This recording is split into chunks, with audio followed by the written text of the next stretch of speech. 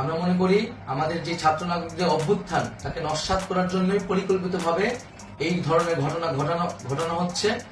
আমরা মুক্তিকামী ছাত্র জনতাকে সজাগ এবং সতর্ক থাকতে আহ্বান জানাচ্ছি এবং আমাদের যে অন্তর্বর্তীকালীন সরকার, আমরা সেই সরকারের যে প্রস্তাবনা 24 ঘন্টার সময় নিয়েছিলাম, জরুরি পরিস্থিতি মোতাবেক আমরা এখনই তার একটি রূপরেখা ঘোষণা করছি।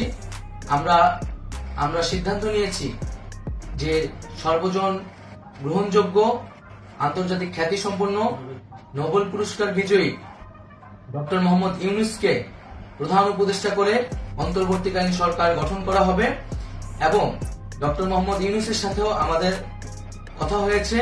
তিনি ছাত্র জনতার আহ্বানে বাংলাদেশকে রক্ষা করতে এই গুরু দায়িত্ব নিতে সম্মত হয়েছে।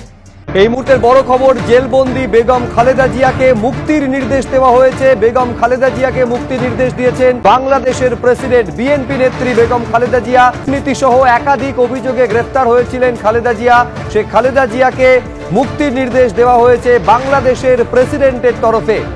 নিশ্চয়ই আপনারা জানেন 5ই আগস্ট 2:30 দিকে প্রধানমন্ত্রী শেখ হাসিনা পদত্যাগ করেছেন এবং দেশ ত্যাগ করেছেন। ব্যাপক সরকার বিরোধী বিক্ষোভের মুখে তার এই পদত্যাগ ঘটে, যেখানে শত শত ছাত্র নিহত হন এবং হাজার হাজার মানুষ আহত হয়েছে। শেখ হাসিনার এই পদত্যাগ এবং দেশ ত্যাগের পর বর্তমানে বাংলাদেশের একটি অন্তর্বর্তীকালীন সরকার গঠনের প্রক্রিয়া চলছে। কেউ বলছে নোবেল পুরস্কার বিজয়ী মোহাম্মদ ইউনূস স্যারকে, কেউ বলছে বেগম খালেদা জিয়াকে। সো এই ভিডিওতে তাদের দুজনের মধ্যে কম্পেয়ার করে জানার চেষ্টা করব কে হতে পারে বাংলাদেশের পরবর্তী অন্তর্বর্তীকালীন সরকার। সো চলুন লাইক দিয়ে ভিডিও শুরু করা যাক। মোহাম্মদ ইউনূস এবং খালেদা জিয়া উভয়ের বাংলাদেশের রাজনৈতিক এবং সামাজিক ক্ষেত্রে বিখ্যাত ব্যক্তিত্ব।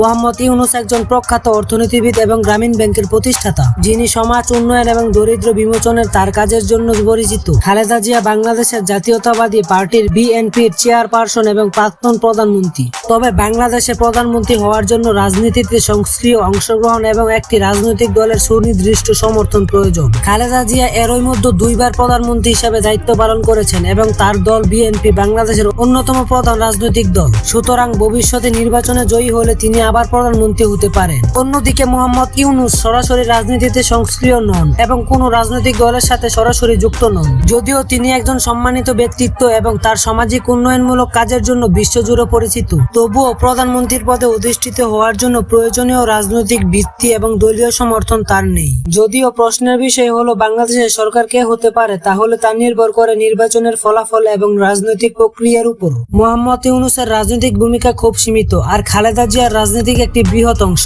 তাই বর্তমান প্রেক্ষাপটে সরকারের নেতৃত্বে আসার সম্ভাবনা বেশি তারই। এই ভিডিওর কমেন্ট বক্স চেক করলেই জানা যাবে কে হতে পারে বাংলাদেশের পরবর্তী সরকার। সো ঝটপট কমেন্ট করে ফেলেন, নিজের খেয়াল রাখবেন এবং আমাদের চ্যানেল আনলিমিটেড এর পাশেই থাকবেন। সো ধন্যবাদ।